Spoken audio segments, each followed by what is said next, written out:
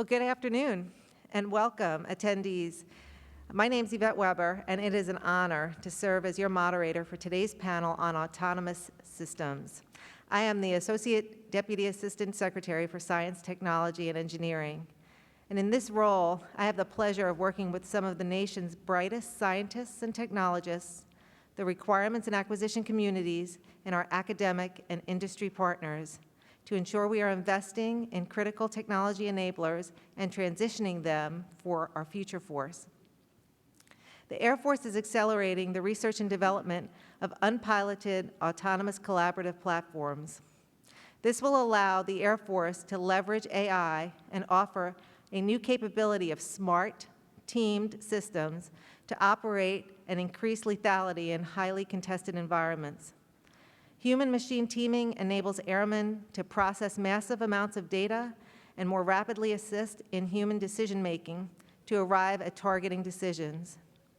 Our strategic and pacing competitors are already adopting these technologies, and like us, they realize that advancements in this area are critical to accomplishing the core missions of the high-end fight.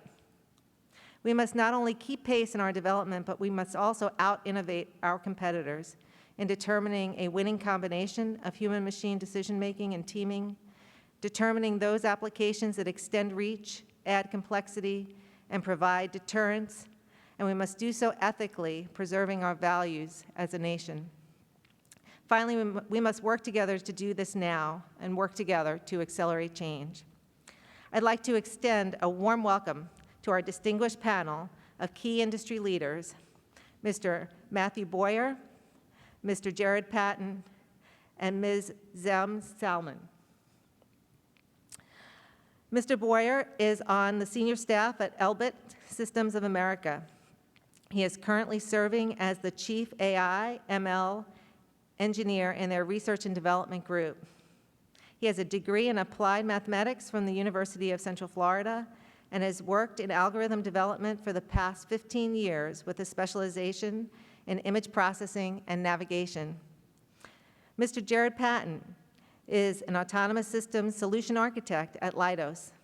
He has a master's degree from the Georgia Institute of Technology, sorry about that, in systems engineering, and brings with him a broad background in sensors, electronic warfare, open architectures, and autonomous systems. And Ms. Zem Salman is supporting Anduril Industries. She is involved with shaping company investments to best serve the needs of the department. She is an adjunct fellow at the Center for New American Security and has worked for over 10 years in the private sector with nonprofits and with the Senate Armed Services Committee as the Budget Director and Deputy Policy Director. Ms. Salman brings a bachelor's degree from UC Irvine and a master's degree from Johns Hopkins. Okay, to kick off our panel, I'd like to start by allowing you all to make some opening comments, and to guide these remarks, I would like to pose the following challenge question. Given what you've heard from the Secretary and the Chief, how can autonomous systems best provide solutions to the Department of the Air Force's future force design? We'll start with you, Matt. Thank you. Can you hear me? I can. Okay. Yep. So, all right, cool.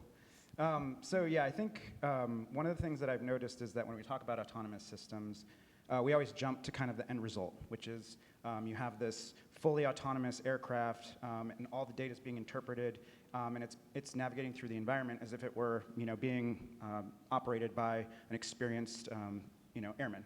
And it's really a much more complex process than that, because that kind of puts the cart before the horse. I think the layers of functionality that we have to build to exploit the sensor data is something I'm here, I'm excited to talk to you about.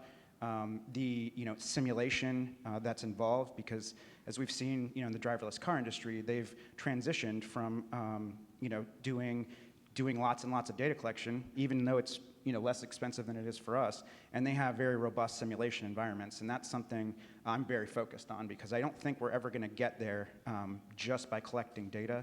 And I know you may all know this too, but the Department of Defense and defense contractors are not very good at managing data either. And so it's really, really key that we think about how we can do all of this stuff. and do it in such a way that you can trust the autonomy algorithms and software to perform as expected, to be predictable.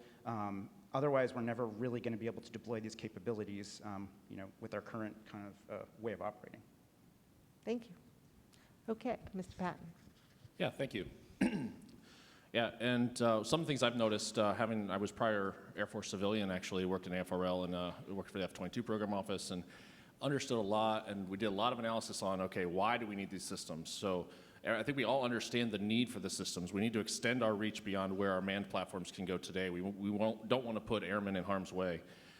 But the things that we're focusing on tend to be the architectures of the system. We're very, very good at architectures. We're making them more open, making them more modular. We're doing that on Skyborg right now. That's very important.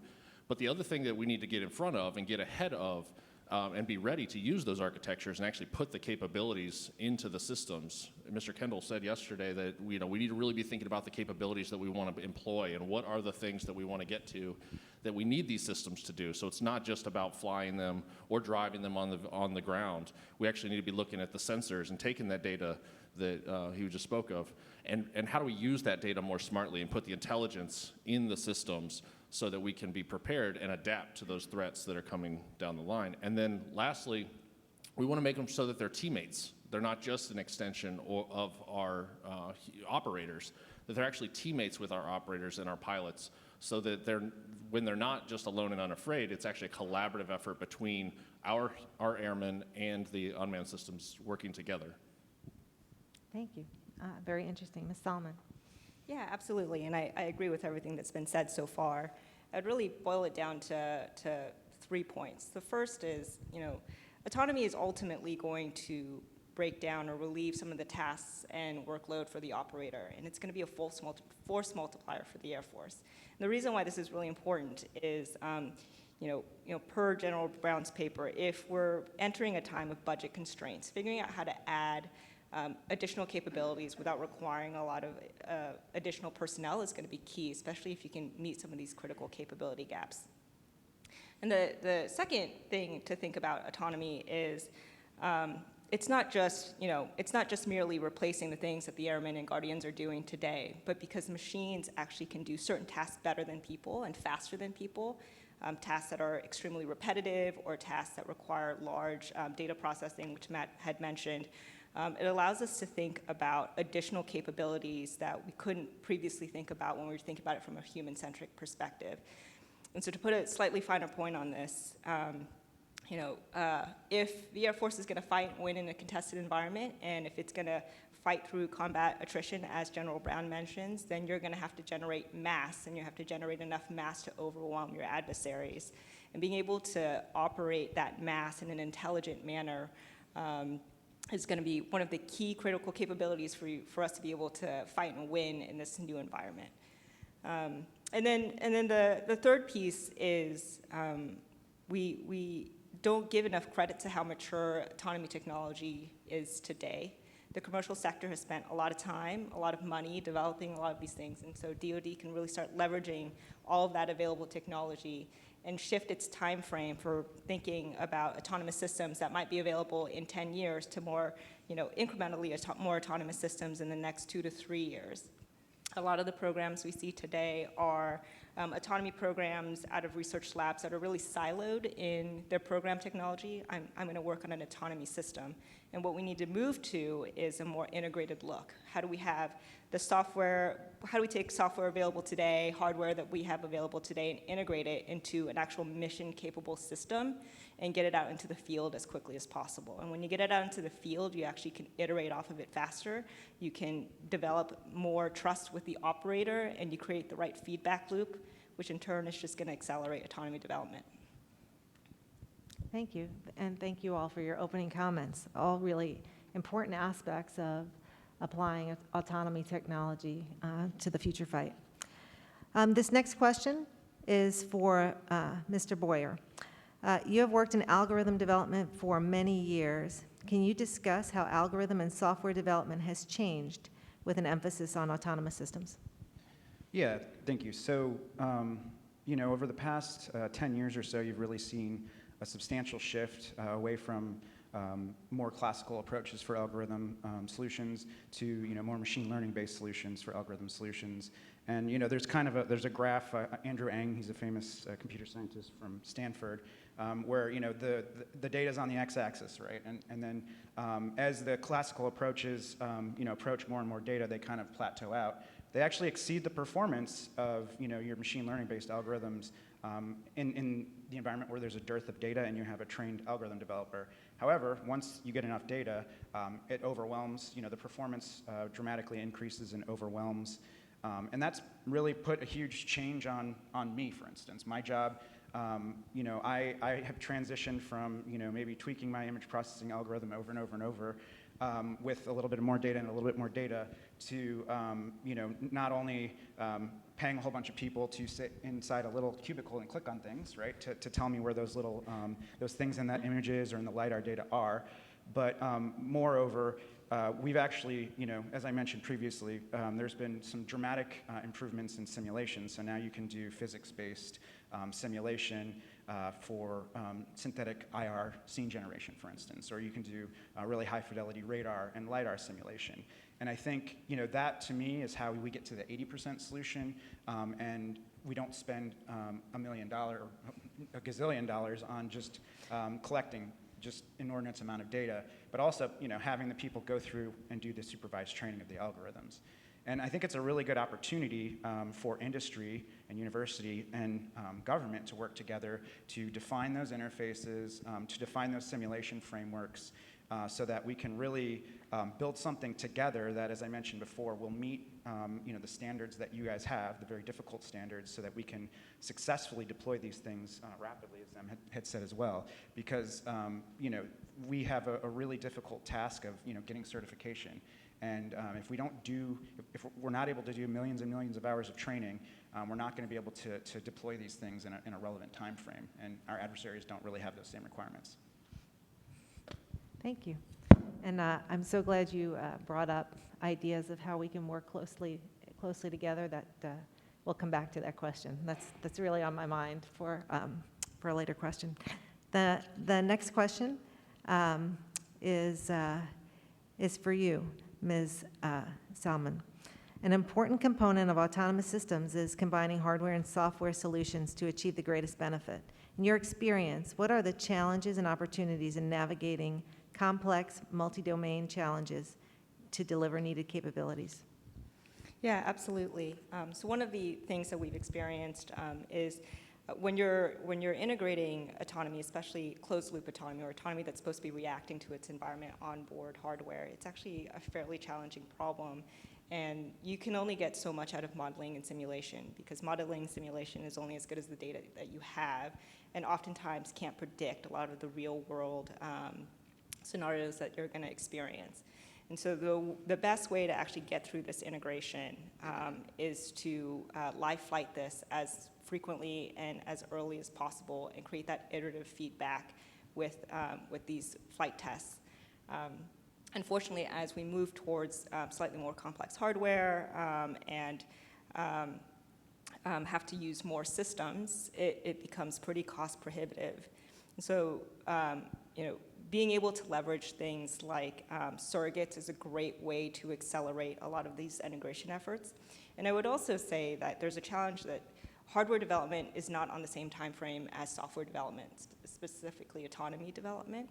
And so if you can leverage surrogates as much as possible, it helps you overcome that timeline challenge where you're not waiting for hardware to then develop your software, but you can iterate on the autonomy fairly quickly using surrogates and then eventually waiting for that kind of final platform that the government selects.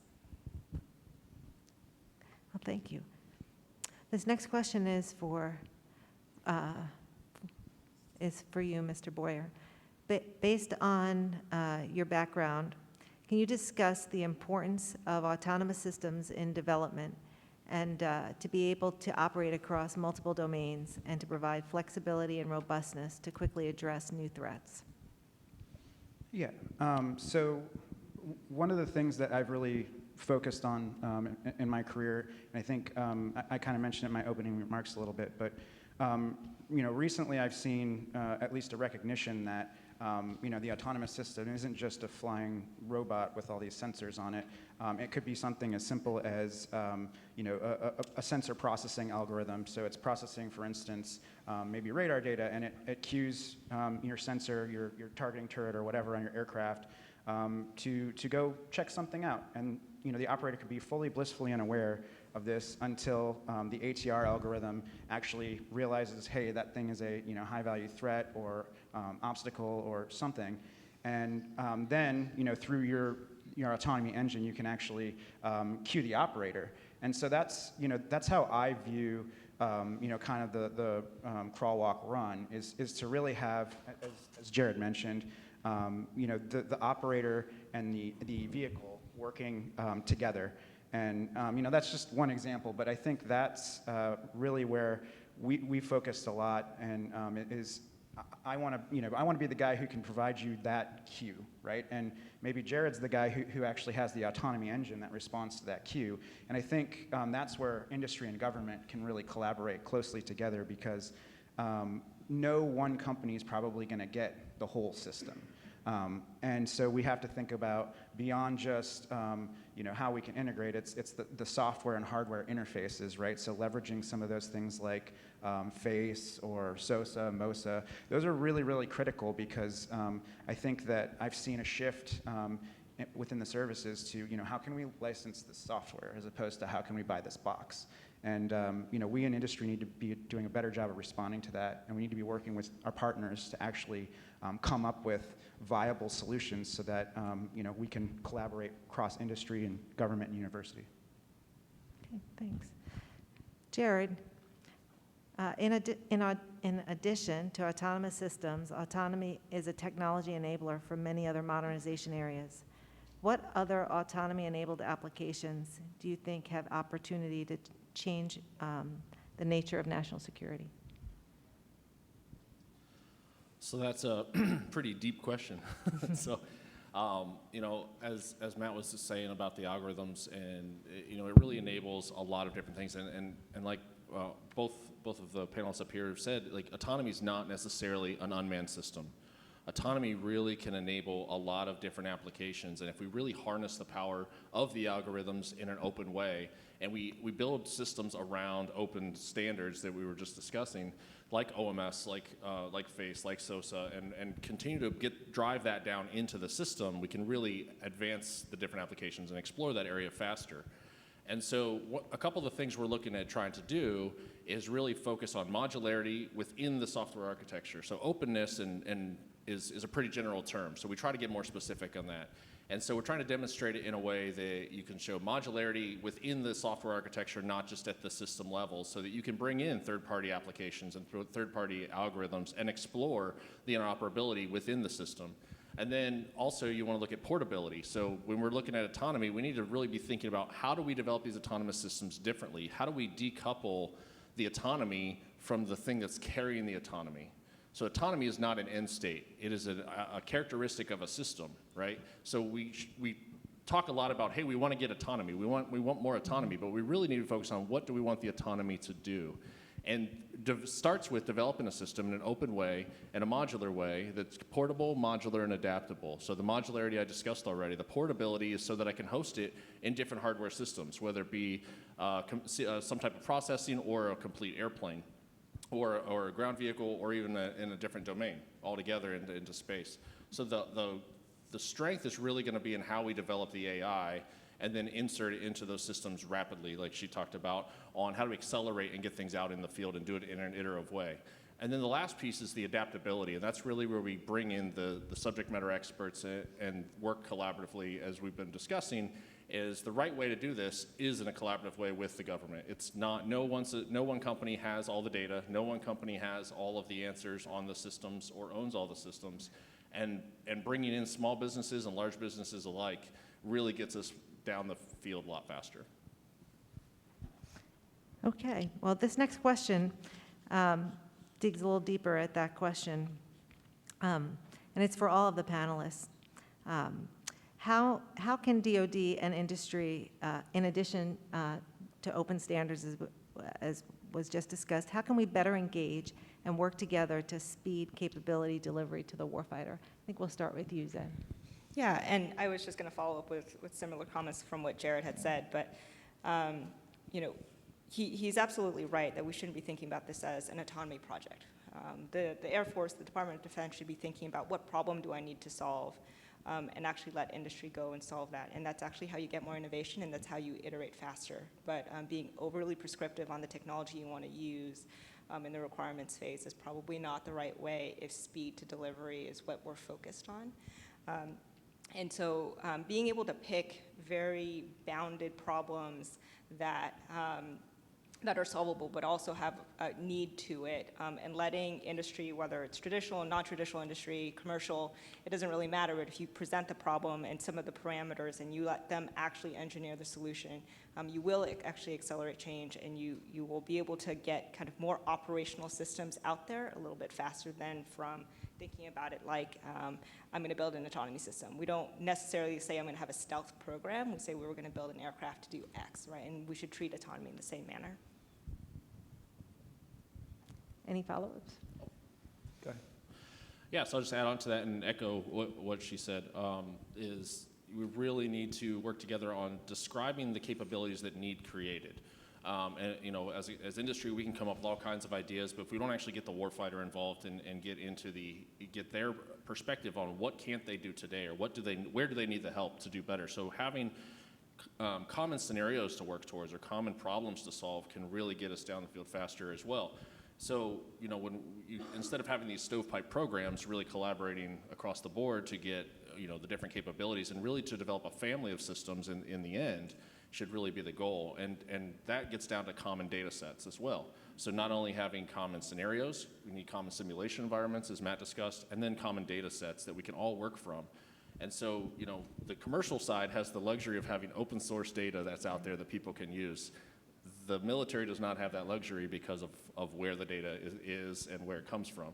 So we need to find solutions to how we can get that collaboration solved and access to the data so that we can actually get the capabilities developed. Right. Yep, totally agree. The only thing I think I would add is, so beyond having those common data sets, common simulation framework, buy-in, you know, one of the things you mentioned, Zem, was that, you know, the ability to have, to collaborate and to have the open architecture, the modularity. And I think, you know, we can't, if it's overly prescriptive with how we build these systems, what we'll wind up doing, and I mean, this has happened to me in other scenarios where any sort of a modification to our software requires, like, you know, a years long you know, process to go through, right? Just to make a tiny modification, even if it was to say, like, modify a symbol, right, in my visualization engine. And so we have to have a way of developing these systems, some sort of a sandbox, or some way to achieve a level of certainty that we'll be able to deploy this software faster. And I mean, it's a hard problem. I don't have an answer. I think that's something we're going to have to collaborate on. But it's going to be a huge issue moving forward, especially as this technology starts to make its way into both manned and unmanned aircraft. Thanks. This next question is for all of the panelists.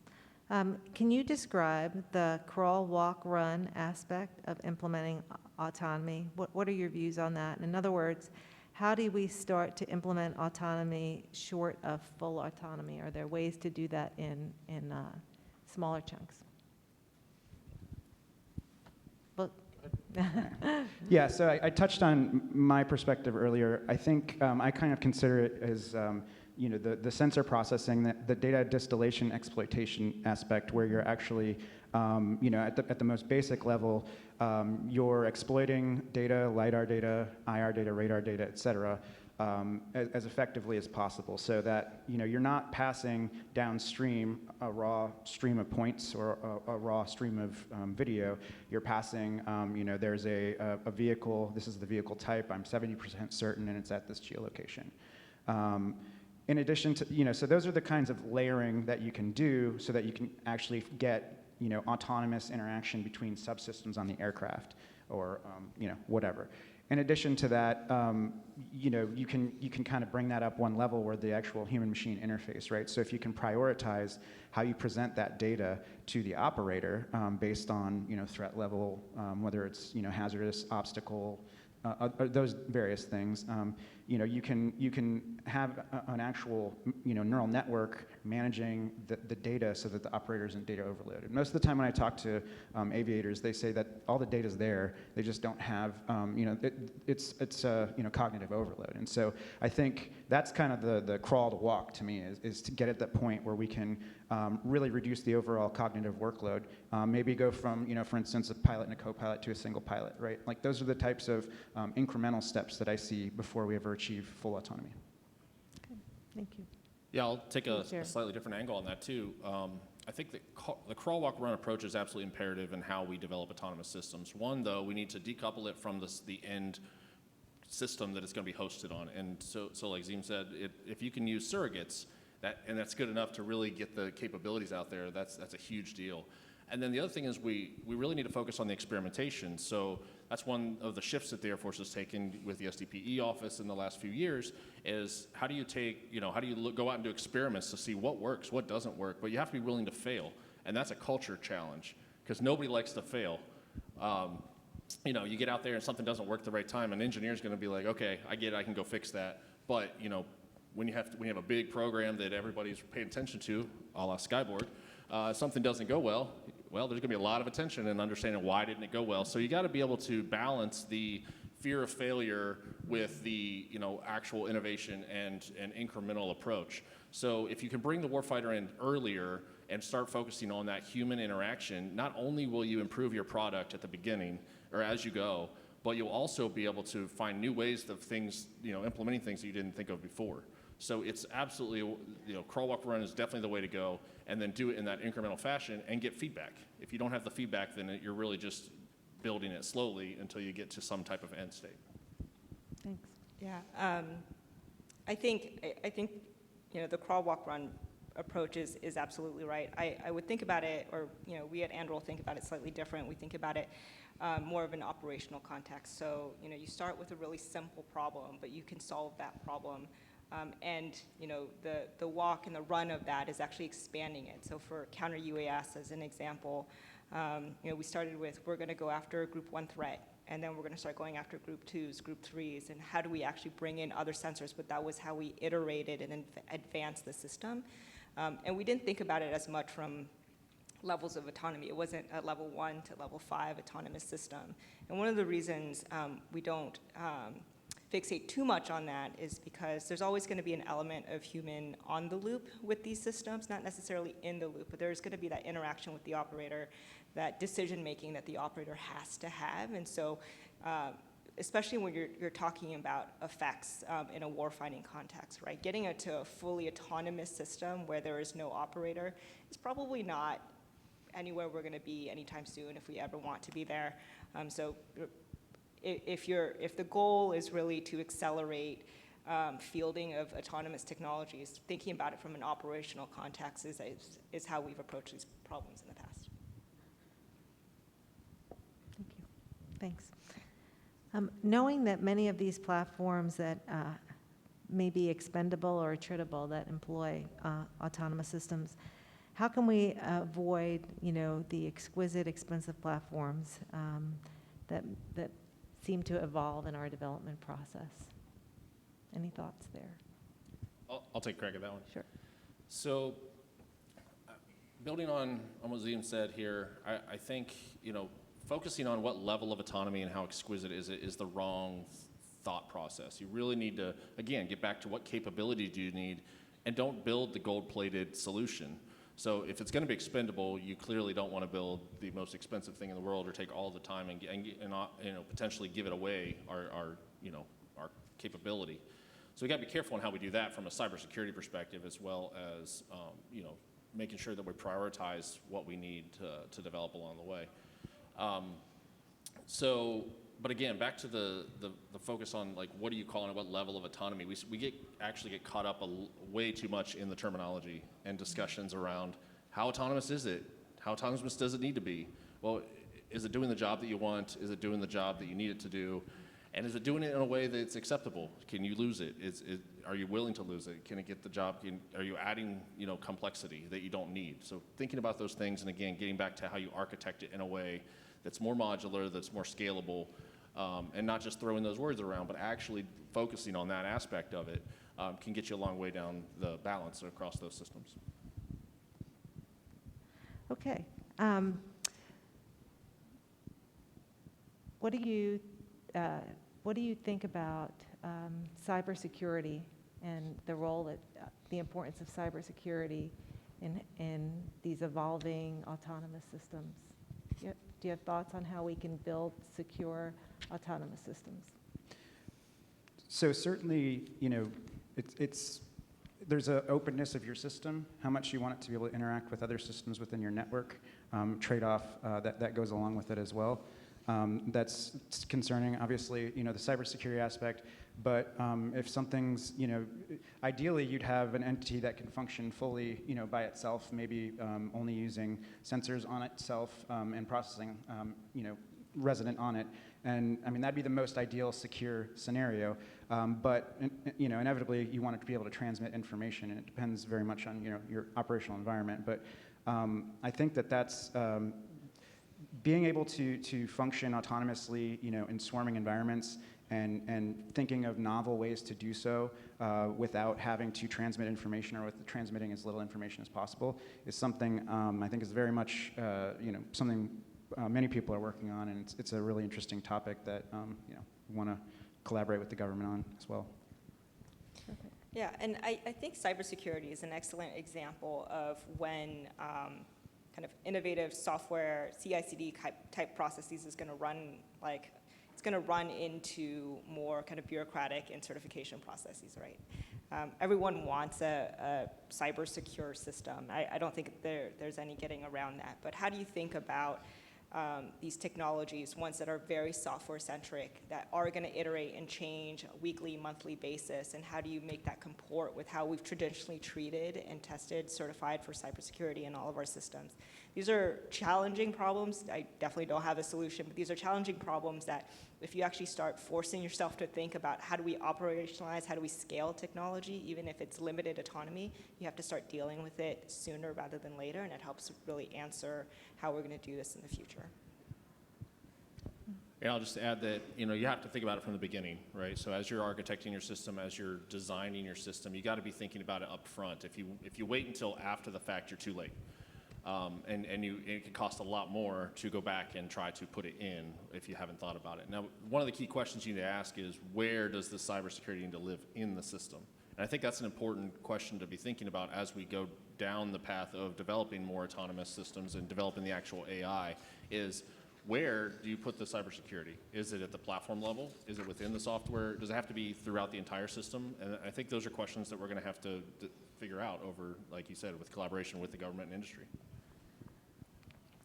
Well, opportunities like this really help us understand how we can better collaborate. So I really appreciate those thoughts on how we can work together to accelerate this area and use autonomy to achieve the mission sets that we really need to achieve in the high-end fight. Thank you for an engaging conversation. We have about 5 minutes left, and based on what we've talked about today, I'd like to ask each of you what your final thoughts are on how autonomous systems can provide solutions to our department's most difficult challenges. And we'll start with you, Zen.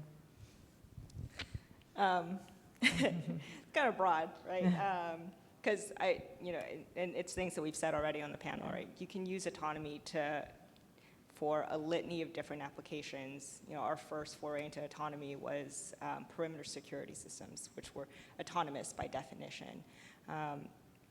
Thinking about how the Air Force is going to leverage this in the future, I really do think it is about how do we use this technology to solve the really hard problems we're going to face in the future war.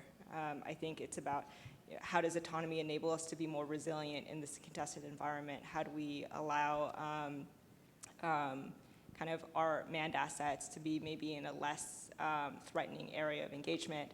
How do we solve problems like personnel costs being eating up 50% of the budget, right? Like, if you can find ways to reduce that burden on the Air Force, it's going to be critically important.